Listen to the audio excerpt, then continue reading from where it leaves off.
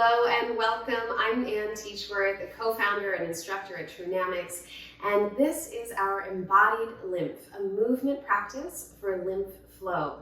So today in our practice, we're going to be taking all this great knowledge and information we have about the lymphatic system, and we're going to put it into practice in our own movement experience. So we'll be exploring how can we utilize the different mechanisms that support healthy lymph flow in order to support our own healthy lymph flow.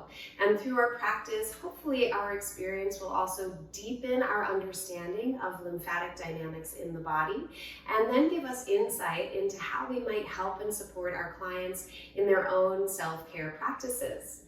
Okay, so let's begin right around these ducts. Take the hand and just do a little compression in the space right behind your clavicle. And a little compression and pull right underneath the clavicle. Let's stick to one arm for now. So I'm doing my left side, but you're welcome to mirror me and do your right side.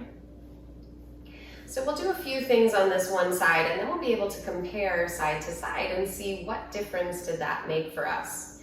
So go ahead and pinch a little bit around the clavicle, and you might even pull your clavicle slightly forward. So you can kind of get around the clavicle, softening and loosening those tissues that are inferior and even posterior to the clavicle a bit.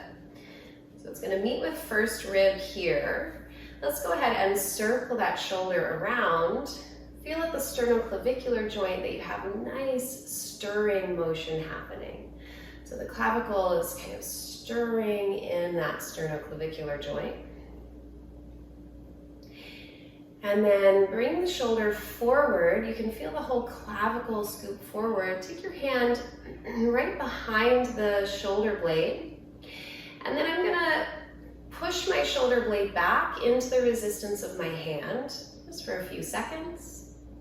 Release that push and pull the whole shoulder girdle a little bit more forward.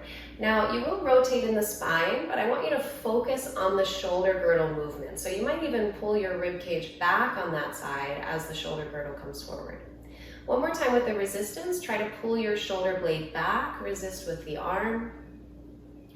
And then release and draw your shoulder girdle forward, clavicle and scapula coming forward, rib basket going back. Take a big breath here.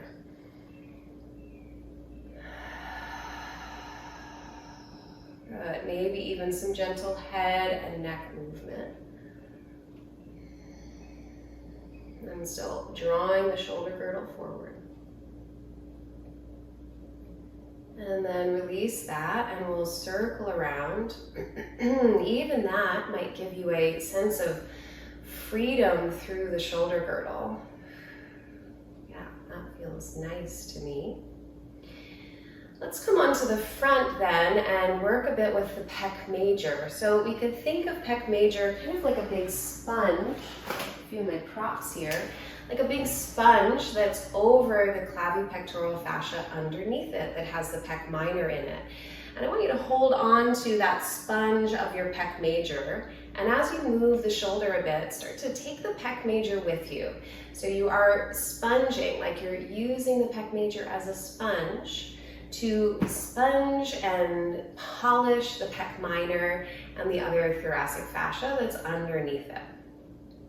So we're lifting and lowering, really glide the pec major with you. And then take shoulder forward and back, same sensation. Can you imagine and sense that pec major gliding over the tissue underneath it? Continuing to breathe.